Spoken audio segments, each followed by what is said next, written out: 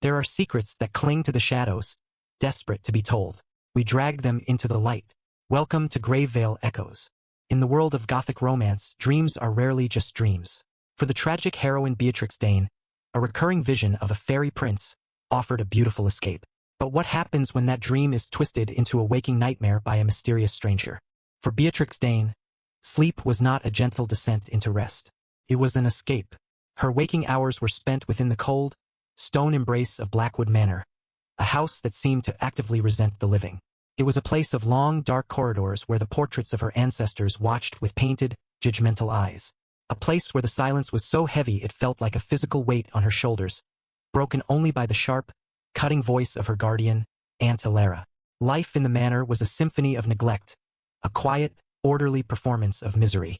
Beatrix was a prisoner in her own life, her days governed by rigid schedules, loveless duties, and the constant, suffocating feeling that she was a disappointment. Her world was small, gray, and utterly without warmth. And so, every night, she prayed for the dream. It was her only secret, her only treasure. It did not come every night, but when it did, it was a salvation. The transition was always the same. She would close her eyes in her cold, sparse bedroom, the thin blanket doing little to ward off the chill seeping from the stone walls. She would listen to the wind howling outside, a lonely and desolate sound. And then, a shift. The feeling of the rough linen sheets would fade, replaced by the sensation of soft, cool grass beneath her. The scent of dust and decay would vanish, replaced by the sweet, intoxicating perfume of night-blooming jasmine and damp earth. She would open her eyes, not to the oppressive darkness of her room, but to a world bathed in impossible light. It was always the same place. A vast, ethereal garden under a sky filled with 1,000 shimmering stars, and a moon so large and luminous it seemed close enough to touch. Silver light filtered through the leaves of ancient, weeping willows, painting the landscape in shades of white and deep, velvety blue. There was a gentle warmth in the air, a soft breeze that felt like a caress against her skin. In the distance, she could always hear the faint, beautiful sound of a string quartet, playing a melody that was both joyful and heartbreakingly sweet. This was her sanctuary. This was her paradise. And in this paradise, he was waiting for her, her fairy prince. He was never there at the beginning. She would always have a few moments to herself, to simply breathe in the beauty of the place, to let the peace of it wash over her and cleanse the grime of her waking life. Then he would emerge not from the shadows, for there were no truly threatening shadows here, but from the gentle twilight beneath the trees. He moved with a quiet, effortless grace. He was tall and slender, dressed in clothes that seemed spun from moonlight and shadow. He was everything the world of Blackwood Manor was not. He was warmth and kindness and attention. Beatrix, he would say, and his voice was like the music that drifted on the air, rich, low, and filled with a tenderness she had never known. He said her name not as a command, like her aunt, but as a treasured word. Every time she saw him, her heart would ache with a desperate, beautiful joy. This was the love she read about in her forbidden books, the connection she starved for. They would walk through the silver-lit gardens for what felt like hours. He would listen, truly listen, as she spoke of her fears and her secret hopes. He never judged, never dismissed her. He would look at her with an expression of such profound understanding that she felt, for the first time in her life, completely and utterly seen. He was her confidant, her savior, the perfect embodiment of escape. He was the reason she could endure her days, because she knew, or at least hoped, that he would be waiting in her nights. But there was a strange and subtle flaw in this perfect fantasy, a tiny crack in the beautiful illusion that, over time, began to grow. It was a detail she had at first dismissed as a simple quirk of the dreaming mind, something romantic and mysterious. It was his face. She could never quite see it. It wasn't that he was faceless. She could see the shape of his jaw, the gentle curve of his lips when he smiled, the dark sweep of his hair. But his eyes, the very windows to the soul, remained a mystery. They were always in shadow, or she would find herself looking away just as she was about to focus on them. It was as if her own mind, so starved of kindness, couldn't dare to render a specific face for her savior, for fear that reality could never live up to the dream. At first she found it poetic. It made him a universal figure of comfort, an archetype rather than a specific man. Felt safe. But recently the feeling had begun to change. The dream, once a perfect escape, had started to feel different. A subtle, unsettling thread had woven itself into the beautiful tapestry. The perfection of the garden started to feel less like a natural paradise and more like a meticulously crafted stage. The flowers, she noticed one night, never wilted. The moon was always full, always in the exact same position in the sky. The sweet music never faltered, playing the same beautiful, looping melody over and over again. It was a perfect moment, frozen in time, and the eternity of it was beginning to feel less like heaven and more like a beautiful cage. The change was in him, too. His comforting words, once a balm to her soul, now seemed a little too smooth, a little too practiced. His answers to her questions were always perfect, always exactly what she needed to hear, but they lacked the spark of genuine, spontaneous thought. It felt as if he was following a script written by the most desperate parts of her own heart. The thought was a cold stone in her stomach. Was he just a puppet and she the puppeteer? This growing unease came to a head on what would be their last walk in the garden. The air was still warm, the jasmine still sweet, but Beatrix felt a chill that had nothing to do with the temperature. She felt a desperate need to break the illusion, to see the truth, just once. "Tell me your name," she pleaded, her voice a whisper. They had walked this garden 100 times, and she had never once thought to ask. He stopped and turned to her. His smile was still gentle, but it didn't reach the shadowed places where his eyes should be. "I am whoever you need me to be," he replied, his voice as smooth as polished stone. It was the wrong answer. It was the perfect answer, the dream logic answer, but it was profoundly, terrifyingly wrong. It wasn't the answer a real person would give. A new kind of fear, sharp and intellectual, pierced through the romantic haze. This wasn't a dream of love.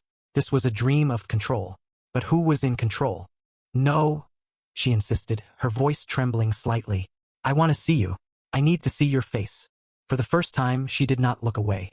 She forced herself to stare, to peer into the shadows that perpetually concealed his features. She leaned closer, her heart hammering against her ribs. The music in the distance seemed to falter, hitting a single dissonant note that hung in the air like a scream. For a breathtaking second, the shadows flickered. The darkness receded, and she saw them. His eyes.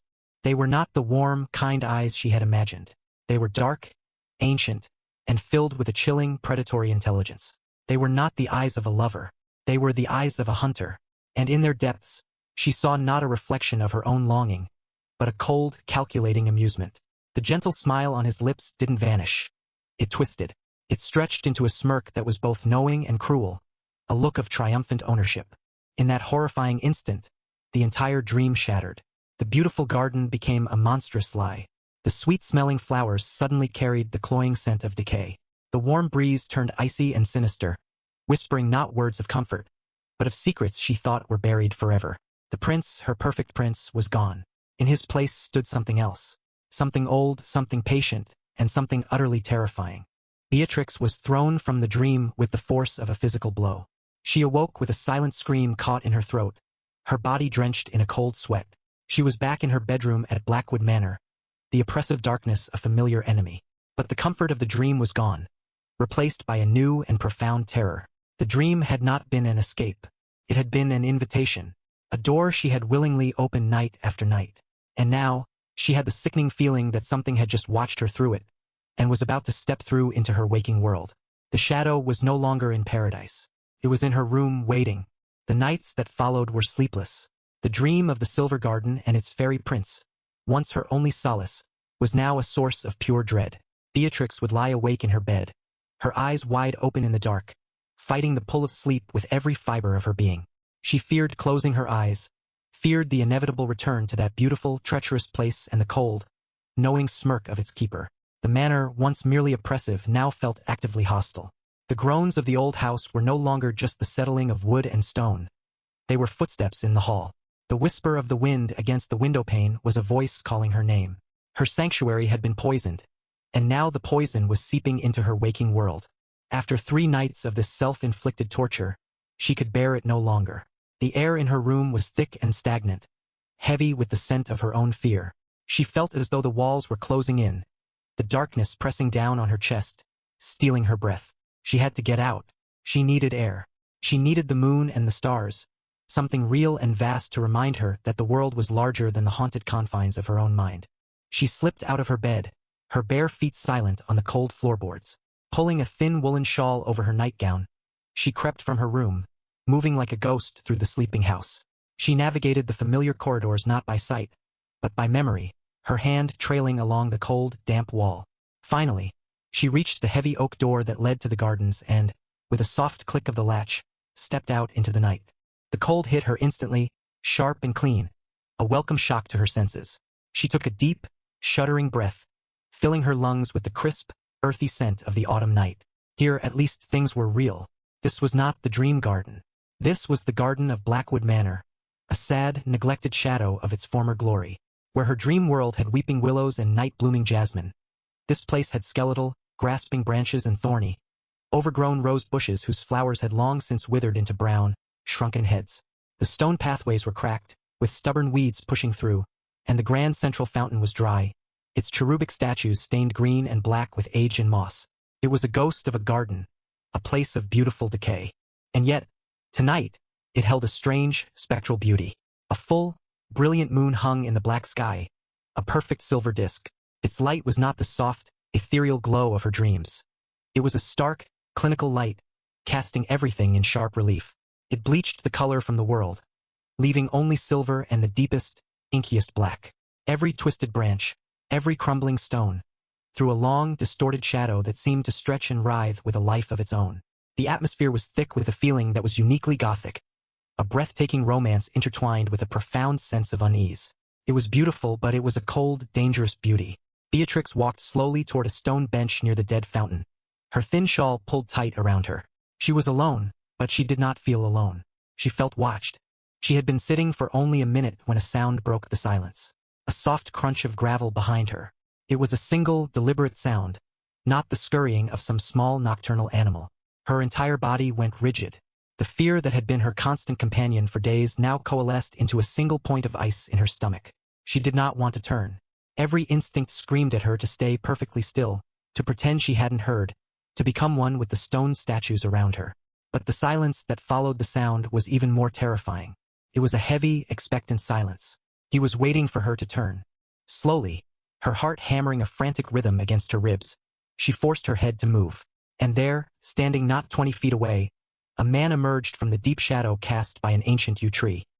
He seemed not to have walked out of the shadow, but to have been born from it, a solid piece of the night detaching itself from the rest. He was tall, far taller than he had any right to be, and stood with an unnatural stillness that was immediately unnerving. He was dressed in dark, well-tailored clothes that absorbed the moonlight rather than reflecting it. A wide-brimmed hat was pulled low, casting his entire face into a void of impenetrable darkness. She could see the sharp line of his jaw and the column of his throat, but nothing more. He was a silhouette, an enigma carved from shadow and moonlight. He was not her fairy prince. The realization was both a relief and a new, more potent kind of terror. This was not a dream. This was real. He took a step forward and then another. The sound of his leather-soled shoes on the gravel path was crisp and measured. He stopped just beyond the reach of the fountain's shadow, half of his body bathed in the stark moonlight, the other half still lost to darkness. For a long moment he simply stood there, observing her. Beatrix felt pinned by his unseen gaze, like an insect under glass. Her mind raced, trying to place him. A groundskeeper? No, his posture was too refined. A visitor to her aunt? Unlikely at this hour. A trespasser? A thief? Perhaps, but he radiated an aura not of desperation, but of absolute, unshakable confidence. He owned the space he stood in. When he finally spoke, his voice sent a tremor of shock through her. It was a low, resonant baritone. A voice like dark velvet, completely devoid of any accent or inflection. It was calm, but it was the calm of a deep, dark lake. You had no idea what monstrous things lurked beneath its placid surface. "You shouldn't be out here," he said. It wasn't a warning. It was a statement of fact. Beatrix found her voice, though it came out as a ragged whisper. Who are you?" The man tilted his head slightly, a gesture that was slow and reptilian. The moonlight caught the edge of a faint, humorless smile. He completely ignored her question. Instead, he took another step closer, his presence seeming to suck the very air from around her. "You come to this bench often," he continued, his voice never rising, never falling, "especially after a bad dream. You think the cold stone will ground you. You trace the cracks in it with your finger, counting them. 74. The blood drained from Beatrix's face. It was true. All of it. It was a secret, meaningless ritual she performed. A way to focus her mind away from the horrors of the manor or her nightmares. It was something no one could possibly know. A cold dread, far colder than the night air, began to creep up her spine. This was no chance encounter. "How do you know that?" she managed to ask, her voice trembling. Again, he disregarded her question as if she hadn't spoken at all. His focus was entirely on her, his unnerving monologue continuing as if they were in the middle of a long-established conversation. You pretend to hate the withered roses, but secretly, you prefer them. You think they are more honest than the perfect, living ones. A beautiful death, you call it in your mind. This was worse. This wasn't an observation of a habit. This was an invasion of her innermost thoughts. The stranger was peeling back the layers of her psyche with the casual precision of a surgeon.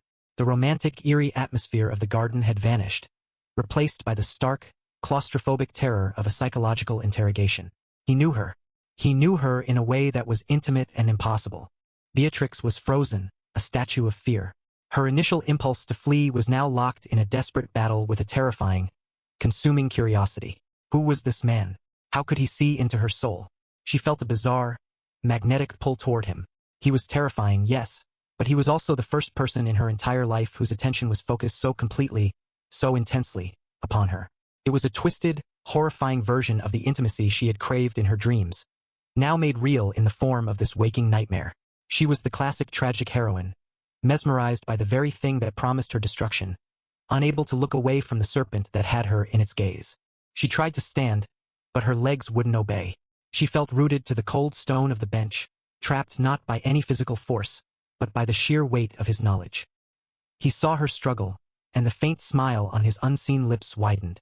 "Don't be afraid, Beatrix," he murmured, and the sound of her own name in that deep, steady voice was the most terrifying thing she had ever heard.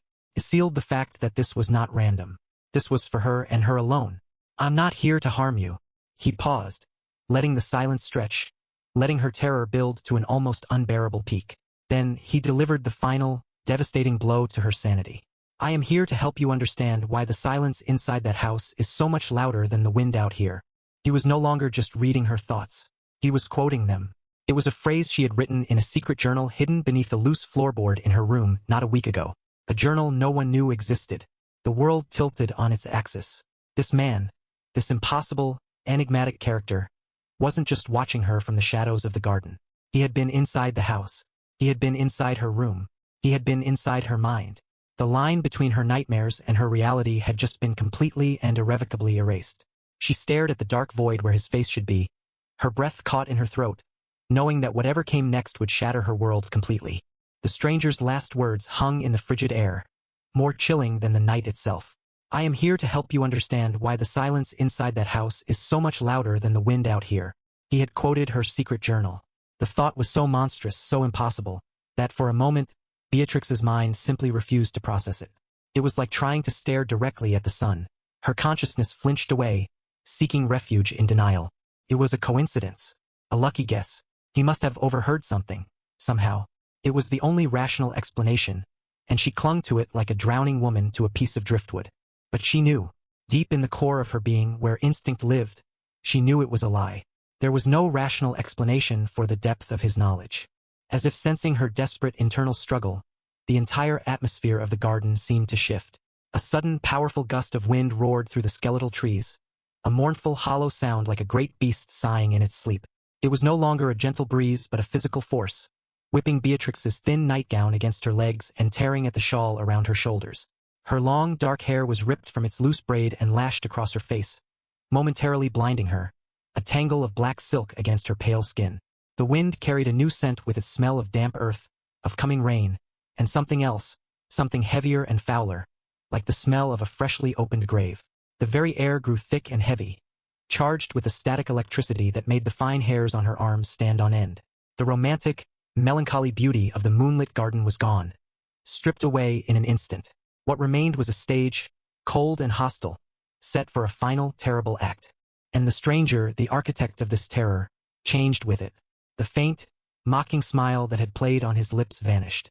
The relaxed, confident posture straightened into something rigid and purposeful. He took one final, deliberate step forward, bringing him so close she could feel a cold aura radiating from him. He was a pillar of absolute cold in the swirling chaos of the wind. When he spoke again, his voice had been stripped of its deep, velvety quality. The warmth, however false it may have been, was gone. It was now a low, cold whisper, thin and sharp as a sliver of ice, designed not to soothe but to slice directly into the soul. The mask of the charming, enigmatic character had not just been dropped. It had been peeled away to reveal the monstrous truth beneath. "You think your greatest fear," he hissed, his voice barely audible above the howling wind, "is the loneliness of Blackwood Manor. You think it is your aunt's cruelty. You think it is the memory of your parents, fading like old photographs." He listed her known sorrows with a bored, clinical detachment, as if reading from a patient's chart. "You are a child, Beatrix, frightened of childish things." He leaned in closer, a complete violation of her space. His face was still a void under the brim of his hat, a featureless patch of absolute darkness that seemed to drink the moonlight. She could smell the cold night on his clothes, a scent of ozone and winter. She flinched back against the hard stone of the bench, but there was nowhere to go. "I am here to show you a real fear," the whisper continued, colder now, sharper. "A fear to build a life on, a fear that is true." And then he told her the secret. It wasn't whispered with malice or glee. It was delivered with the flat, emotionless finality of a death sentence. It wasn't a secret about a youthful mistake or a stolen trinket. It wasn't something she had done. It was a secret about what she was. A secret of blood and bone and birth. A secret that reached back into the past, into the very moment of her conception, and invalidated everything she thought she knew about herself. It was a foundational lie upon which her entire, miserable life had been built. A truth so toxic and so monumental that its revelation was not like hearing a sound, but like suffering a physical impact. The words, the terrible, impossible words, did not just enter her ears. They felt as though they were injected directly into her soul. A poison that spread with supernatural speed through every vein, every nerve, every memory. For a single, silent, elongated second, the world stopped. The wind died. The moon froze in the sky. The only thing that existed was the horrifying echo of his whisper and the vast, barren wasteland it had created inside her. Then the world crashed back in, but it was a different world now. It was a nightmare. The blood vanished from her face, leaving her skin a stark, ghostly white. Her eyes, wide with a horror too profound for a scream, were fixed on the dark space where his face should be. The stark, silver moonlight, which moments before had seemed merely cold and clinical, now felt actively malevolent. It was no longer a neutral observer. It was a spotlight, an interrogator's lamp, pinning her to the bench and exposing the raw, ugly truth of her existence for all the world to see. It seemed to delight in her agony, to paint her terror in exquisite, cruel detail, illuminating the single tear that finally broke free and traced a scalding path down her icy cheek. Her body began to tremble. It started in her hands, a fine, barely perceptible tremor. And then it spread, a violent, uncontrollable shudder that racked her entire frame. She hugged herself, her arms wrapped tightly around her thin torso, but it did nothing to stop the shaking. This was not a tremor from the cold night air. This was the physical manifestation of a soul shattering. It was the earthquake of her identity collapsing into ruin. Her teeth chattered, the sound loud and obscene in the sudden silence. Every fear she had ever had, her fear of loneliness, of her aunt, of the dark, they were all pathetic, insignificant ghosts compared to this. This was real. This was the monster that had been hiding under her bed her entire life, and it had just been given a name. Her beautiful, escapist dream of a fairy prince, her one secret comfort, had been a cruel joke, a prelude to this waking nightmare that had become her new and only reality. And through it all, the stranger simply watched. He did not move. He did not speak. He did not react. As she fell apart before him, as her entire world dissolved into a maelstrom of psychological terror, he remained a statue of patient observation. He showed no pity for her suffering, no satisfaction at her destruction. There was no triumph in his posture, no gloating in his silence.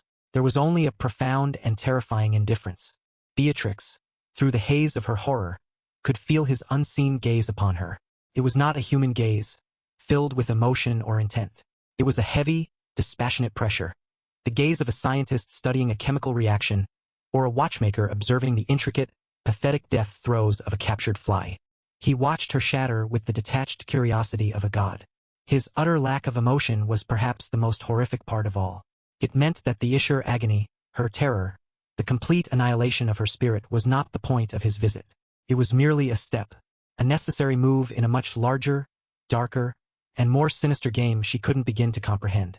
Her terror was not the goal. It was simply a tool. And he, the dark figure before her, was the hand that wielded it. He had taken her, broken her, and was now calmly, quietly, observing the results, his dark, unreadable eyes holding the weight of 1,000 more secrets yet to come. He did not wait for her fragmented mind to piece itself back together. He did not linger to savor his victory. His work for the moment was done. With the same unnatural stillness that had defined his arrival, he took a single, deliberate step back. It was a small movement, but it felt to Beatrix like the severing of some final, invisible thread that had connected them. He gave a slight, almost imperceptible nod. It was not a gesture of farewell or respect. It was a gesture of finality, of dismissal. It was the nod of a craftsman stepping back to appraise his work before leaving it to its fate. Then he turned. But he did not walk away. To walk away would have been a human act, a physical retreat that obeyed the laws of space and distance. What he did was far more terrifying. He simply receded, stepping back into the deep, inky shadow of the ancient yew tree from which he had first emerged. It was not like watching a person walk into the darkness.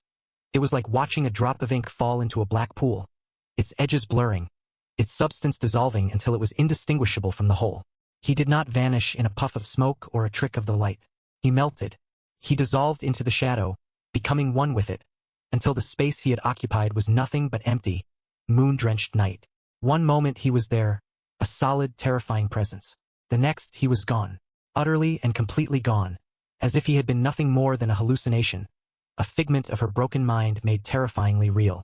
His departure left a vacuum, and into that vacuum rushed a silence so profound, so absolute, it was a physical force. The howling wind died as suddenly as it had begun, leaving an unnerving stillness in its wake. All that remained was the chilling echo of his whispered words, looping endlessly in her mind, and the sight of that empty space beneath the yew tree. The silence was not peaceful. It was vicious. It was the watchful, expectant silence of a predator waiting for its prey to bleed out. Beatrix was left alone on the stone bench, a solitary figure in a vast, dead garden, shaking so violently she thought her bones might break. She sat there for an unmeasurable amount of time, frozen in the cold, silver moonlight. Time had lost all meaning. There was only the before, the ignorant, miserable life she had known, and the after, this new, horrifying existence. The world around her, which had briefly become a stage for her terror, now seemed to be mocking her. The skeletal branches of the trees no longer looked like grasping fingers. They looked like the exposed ribs of some great, dead beast within whose carcass she was now trapped. The moon was no longer a cruel interrogator's lamp. It was a cold, indifferent eye in the sky, a witness that had seen everything and cared for nothing. The wind, when it finally stirred again, was no longer a neutral force. It was a carrier of whispers. It slithered through the thorny, dead rose bushes, and she could almost hear it, a sibilant, hissing sound that seemed to form the syllables of the terrible secret he had revealed.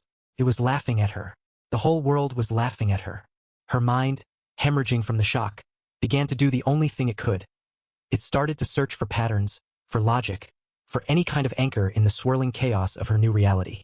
The initial wave of pure, paralyzing terror began to recede just enough to allow a new, colder emotion to take its place.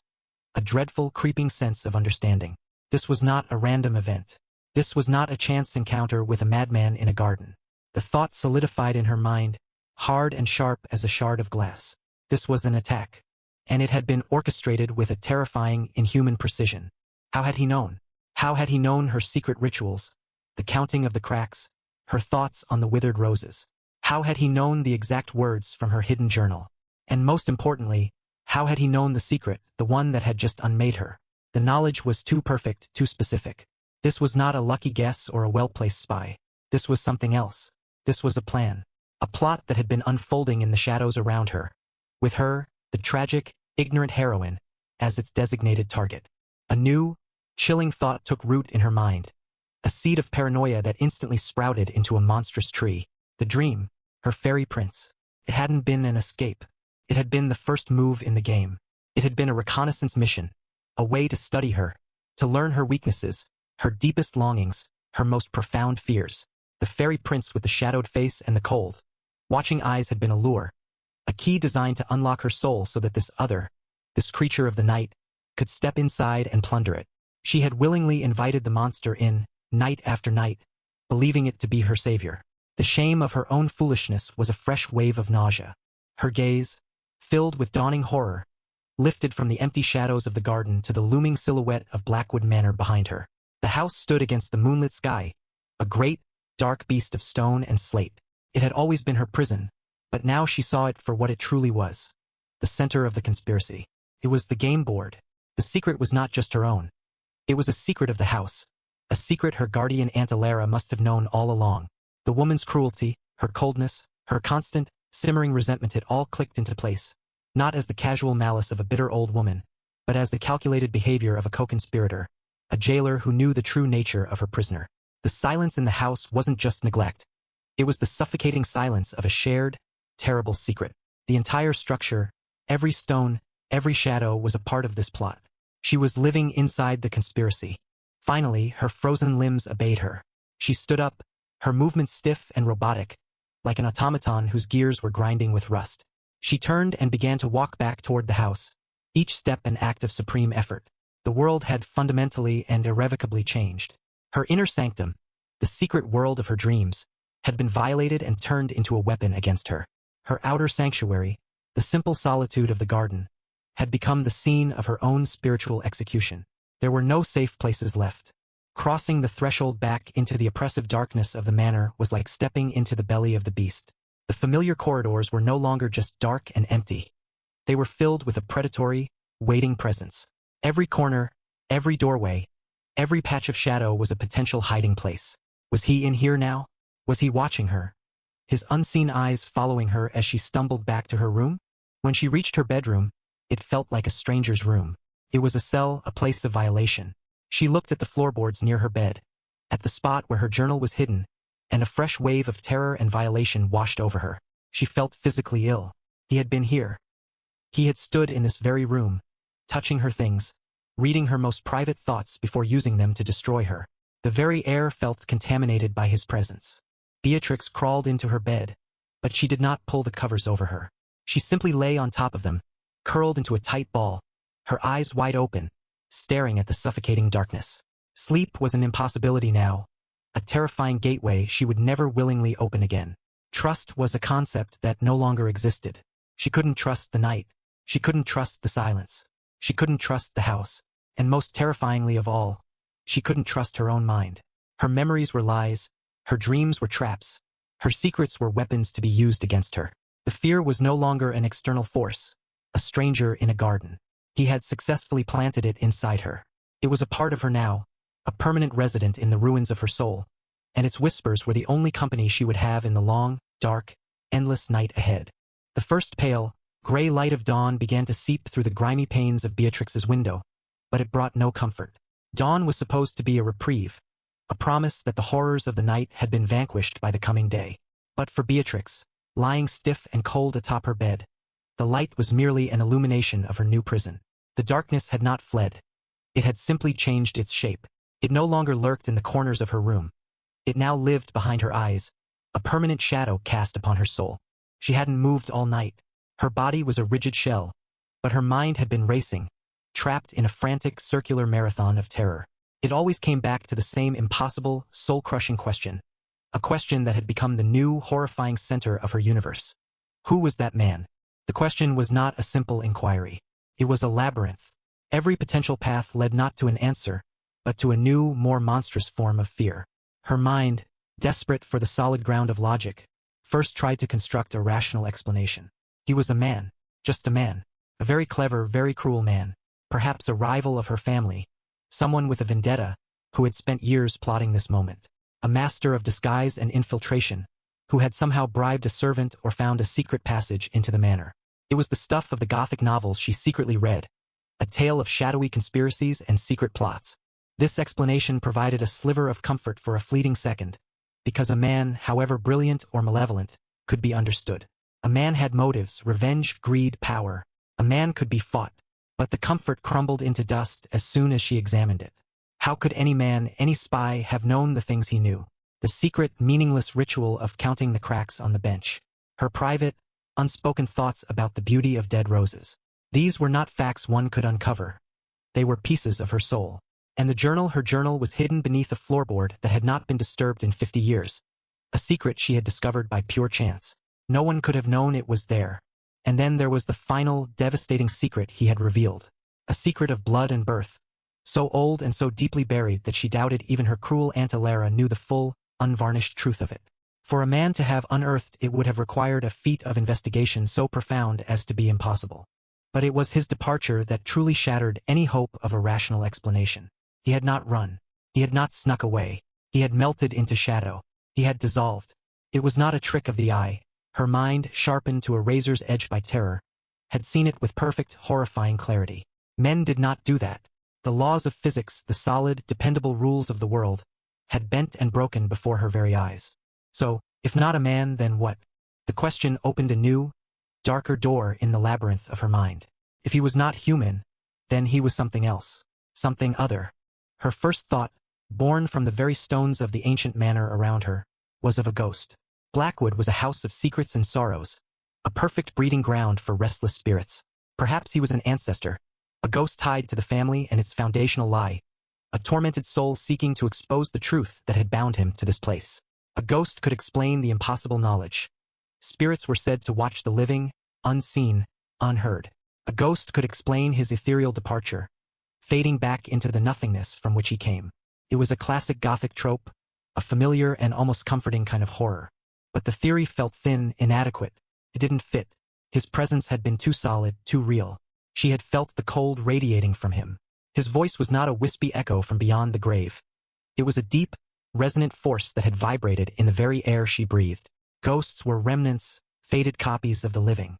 The stranger had been a presence of immense power and undeniable substance.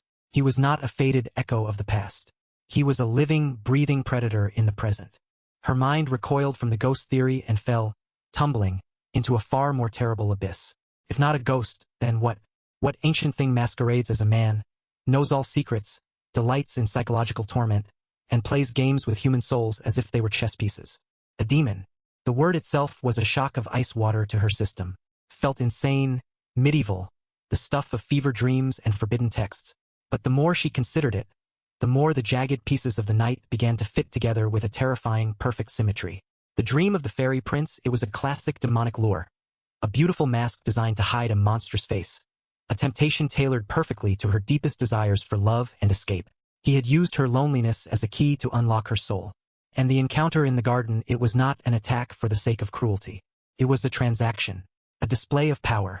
He had shown her a sliver of his knowledge to prove his nature, to demonstrate that he was a being who operated outside the rules of her world. His cold, detached amusement was not human indifference. It was the ancient, alien contempt of a higher, malevolent being for a lesser creature. The shadowy conspiracy she had imagined was real, but its scope was not confined to the mortal walls of Blackwood Manor. It was something far older, far larger, and she had just been formally introduced to one of its players. The thought was paralyzing. To be the target of a human plot was one thing. To be the plaything of a demon was another entirely. She lay there, trembling, as the gray light of dawn filled her room, caught between the impossible and the unthinkable. A human spy, a vengeful ghost, a manipulative demon, which was worse. But as the light grew stronger, tracing the familiar patterns of dust on her furniture, a final, and perhaps most horrifying possibility began to uncoil in the deepest, darkest corner of her mind. What if he was neither? What if the line between the dream and the waking world had not just been blurred, but had been erased entirely? Her mind had created the fairy prince. It had built him from her desperate need for comfort, love, and escape. He was a product of her own psyche, a testament to her profound loneliness. What if, in its despair, her mind had also created his opposite? What if the stranger in the garden was not an external entity at all? What if he was a part of her? The thought was the most insidious of all. What if the years of isolation, the emotional abuse from her aunt, the weight of a truth she had subconsciously sensed but never dared to confront, had finally caused her mind to fracture? What if the stranger was the personification of that fracture? A dark, powerful part of her own consciousness, given form and voice, designed to force her to face the unbearable secret she had been hiding from herself. He was her own repressed knowledge, her own deepest fear, wearing the mask of a mysterious visitor. He knew her secrets because he was her secrets. He vanished like a dream because he was born of a dream. He was a figment of her own breaking mind, made terrifyingly real. This was the ultimate horror. If he were a ghost or a demon, she could perhaps find a way to fight, to perform an exorcism, to flee. But if he was a part of her, there was no escape. She could never run from him. He was inside her, looking out through her own eyes, listening with her own ears. The enemy was not at the gate. The enemy was already in the throne room. Beatrix closed her eyes against the dawn, but the image of the stranger's dark, featureless face was burned onto the inside of her eyelids. She was left alone in the cold morning light, adrift in a sea of terrifying possibilities, with no land in sight. Who was he? The central, soul-crushing mystery remained. A question with no single answer, only a spectrum of horrors. Was he a man? A ghost? A demon? Or simply the darkest part of herself, finally stepping out of the shadows to say hello? She didn't know. And that absolute, crushing uncertainty was the most perfect, most enduring terror of all. Beatrix's fairy prince is gone, replaced by a terrifying figure who knows her soul. The night holds no answers, only her chilling fear and the echo of his secret. We are left to wonder alongside her, lost in the heart of a Gothic mystery. So what do you think? Who is this mysterious stranger? And more importantly, what secret do you think he revealed to cause such terror? Let me know your theories in the comments below. The final page is turned, but the chill will linger long after the screen goes dark. Subscribe and return for the next secret we unearth.